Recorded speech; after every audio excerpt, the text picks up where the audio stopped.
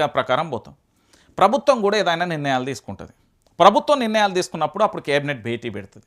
భేటీ పెట్టి ఆ నిర్ణయాలను అందులో చెప్తుంది. దాన్ని కేబినెట్ ఆమోదం చేస్తుంది. ఆమోదం చేసినాక అది సిఎస్ దగ్గరికి పోతుంది. పోయిన తర్వాత అది జీవో రూపంలో రిలీజ్ అవుతుంది. ఆ జీవోలు ఎటు పోవాలి? పబ్లిక్ ప్రజల డొమైన్లోకి పోవాలి.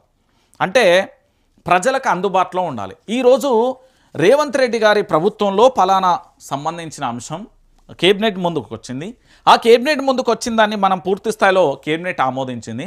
పలానా జీవో ఇగో మేము పలానా మన ప్రభుత్వ వెబ్సైట్లో పెడుతున్నాం, ప్రజలారా దీని మీద మీకు ఏమన్నా అపోహలు ఉంటే చూడుర్రి అనాలి. కానీ ఎట్లున్నది తెలుసా? కళ్ళు మూసుకొని పిల్లి పాలు తాగుతుంది అంటారు వెనకట, ఇది సామెత. సో తెలంగాణ ప్రభుత్వం గట్ల జీవోలను 1 కాదు 2 కాదు చాలా జీవోలను ఆపింది. ఇక చూడు ఇది అదే జీవో. నువ్వెక్కడా జీవో దికావో, ప్రభుత్వ ఉత్తర్వులు ప్రజలకు తెలియాలి. ఎవరు చెప్పిర్రు?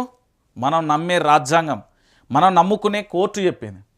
15,000కు పైగా జీవోలను దాచిన కాంగ్రెస్ ప్రభుత్వం. 1 కాదు 2 కాదు. ఓ అన్న ఇంటున్నావానే, 100 కాదు 1000 కాదు, 15,000కు పైగా కూడా జీవోలను దాచేసింది కాంగ్రెస్ ప్రభుత్వం. మళ్ళా ఇది మన ఇందిరమ్మ రాజ్యం. ఎందుకంటే ఇలా దొంగ పనులు ఉన్నాయేమో, లంగ పనులు ఉన్నాయో ప్రజలకు అనుమానం ఉంటుంది. మరి ఇట్లనే అనుకుంటారు ప్రజలు ఊళ్ళల్లో. అరే జీవోలు దాసిళ్ళు పాపం వాడి తుప్పు పట్టకుండా మంచి ఇనుపరేఖల దాసిళ్ళు అనుకుంటారా? ప్రజలకు డౌట్లు వస్తాయి, ప్రజలకు అనుమానం వస్తుంది. వాళ్ళ అనుమానాన్ని నివృత్తి చేయాల్సిన పని ఎవరి మీద ఉంటుంది? ప్రభుత్వం మీద ఉంటుంది. మరి ఈరోజు ప్రభుత్వమే జీవోలను దాస్తే ప్రజలకేం సమాచారం ఇస్తున్నట్టును అని హైకోర్టు అడిగింది. హైకోర్టు అడిగితే జీవోలన్నీ వెబ్సైట్లో అప్లోడ్ చేయాల్సింది. 8 వారాలలోగా పబ్లిక్ డొమైన్లో పెట్టాలి. గత సర్కార్ ఇచ్చిన జీవో 4ను అమలు చేయాలి. ప్రభుత్వానికి ఆదేశాలు జారీ చేసిన హైకోర్టు. బీఆర్ఎస్ నేత ఎర్రొల్ల పీలుపై కోర్టు ఉత్తర్వులు అంటూ కూడా చూడొచ్చు. రాష్ట్ర సర్కార్ జారీ చేసే జీవోలన్నింటినీ అధికార వెబ్సైట్లలో అప్లోడ్ చేయాలి. జీవోలను పబ్లిక్ డొమైన్లో పెట్టాలని గతంలో బీఆర్ఎస్ ప్రభుత్వం ఇచ్చిన జీవో 4ను అమలు చేయాలి. ఈ ప్రకారం అధికార ఉత్తర్వులన్నీ ప్రజలకు తెలిసేలా అధికార వెబ్సైట్లలో అప్లోడ్ చేయాలి. 8 వారాల్లోగా మొత్తం జీవోలను వెబ్సైట్లో పెట్టాలని రాష్ట్ర ప్రభుత్వానికి హైకోర్టు ఆదేశాలు జారీ చేసింది.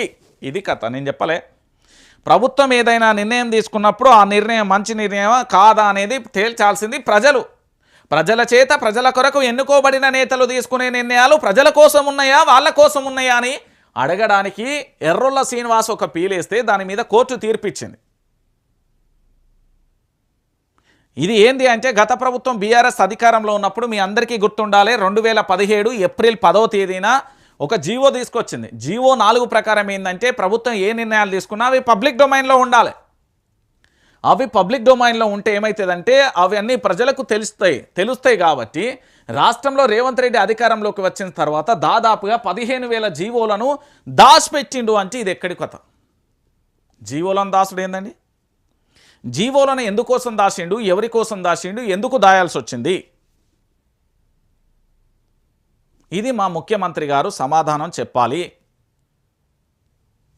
ఇది ఈరోజు రాష్ట్ర ప్రభుత్వానికి బీఆర్ఎస్ పార్టీకి సంబంధించిన మాజీ కార్పొరేషన్ చైర్మన్ ఎర్రొల్ల శ్రీనివాస్ పీలేసిండు. ఆయన పీలేయకపోతే 15,000 కాస్త 30,000, 30,000 కాస్త 60,000, 60,000 కాస్త 1,20,000 పెరుక్కుంటూ పోతుంది. అది ఏంది? ప్రజలకు సమస్యలు తెలియదు. వాళ్ళకు ప్రజలకు ఎట్లా తెలుస్తుందండి?